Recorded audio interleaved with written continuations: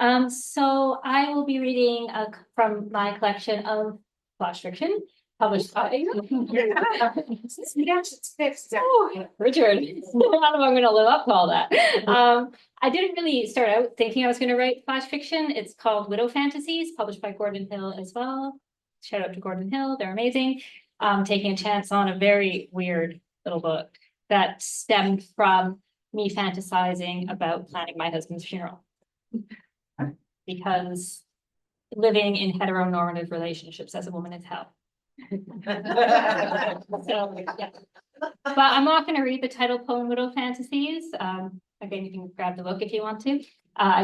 This is not autobiographical. My husband has asked that I say that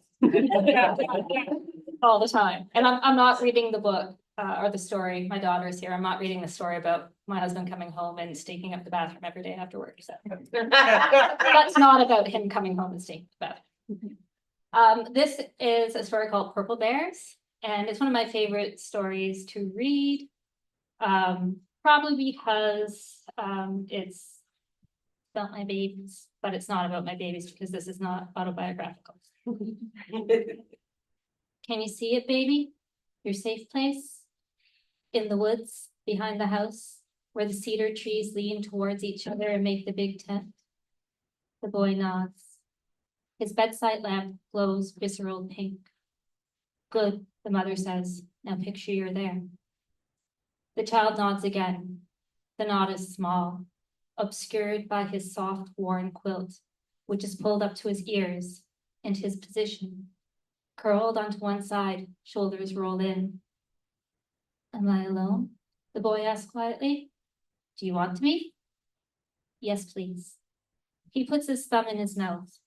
Okay, you're alone in the big tent. Now what are you doing there? Sniffing. He answers over his thumb. What do you sniff? Trees, wind. The boy pauses. Then there's a wet pop as he takes his thumb out of his mouth, and something spicy.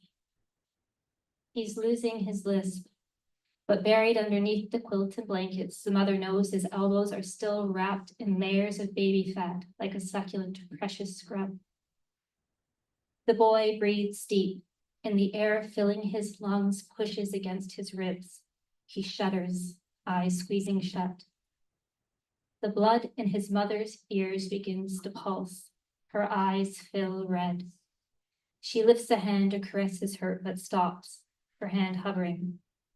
Instead, her fingers find the boy's hair, an abundance of milkweed floss exploding from his head. The mother swallows and steadies her voice. She repeats, your safe place, baby. Are you still there? The boy says nothing. She continues. Can you still smell the cedar? Feel the roots under your feet? A whisper. Yes, Mom. Can you still see the little spears of sun poking through the cedar boughs? A nod. Here, no one can find you unless you want them to. No one can touch you because you're amazing, baby. You're magical and you can be anything. So what do you want to be? A bear, the boy says shyly. The mother can see a ripple, the beginning of a smile in the corner of the boy's mouth. A bear, how wonderful. Are you a black bear, a grizzly bear, a sun bear? I'm a purple bear. A purple bear, magnificent. And what do purple bears do on sunny days under the big tent? They sleep. The little boy's smile deepens and spreads to the other side of his mouth. I love a good sleep too. The boy rolls onto his back, taking a moment to measure the pain before continuing. Purple bears also like to play with their friends. He says this from beneath fistfuls of quilt, which he's clutched in his hands and pulled up to his chin. In the nimbus of the lamp, they're drifting in the belly of a peony. And Mama, the boy uses one finger to motion her down to him. She inhales the sweet apple scent of his bubble bath. Purple bears are kind and strong, but they don't push smaller bears at recess. They don't stomp and stomp on them until they cry. The boy puts a small hand on his mother's cheek. Does that sound right? Is that what purple bears should do? The mother rests her forehead on the boy's and closes her eyes tight. She sees the boy on his back in the schoolyard, his blue and yellow spring jacket streaked with mud and his arms over his face. The bigger kid is standing over him, foot raised. She pictures a purple bear emerging from the tree line at the edge of the schoolyard. The bear's coat is shaggy, caked with mud and reeking of death. Now charging across the field. Now eyes glowing crimson. Now teeth bared and sinking into the bigger kid's flesh. Now gulping throatful after throatful of warm blood and shaking until he's perfectly, satisfyingly limp. The mother wets her lips. Yes, baby. She nuzzled her nose against the boy's cheek. That's exactly what a purple bear should do.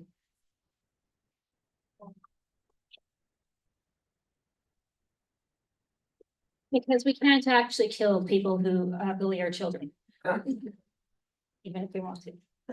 And we're not supposed to admit that we want to harm other people's kids who bully our children, so make it into a story. This next story, and the last one I'm reading, is shorter, just 2 pages. There actually are much shorter ones here, but I'm not going to read those. It's called Structural Integrity, and it's inspired by, or has its root in, I should say, a coworker of mine who is in his 20s and made fun of how much I had to use the bathroom on work trip once. Yeah, you have 4 kids.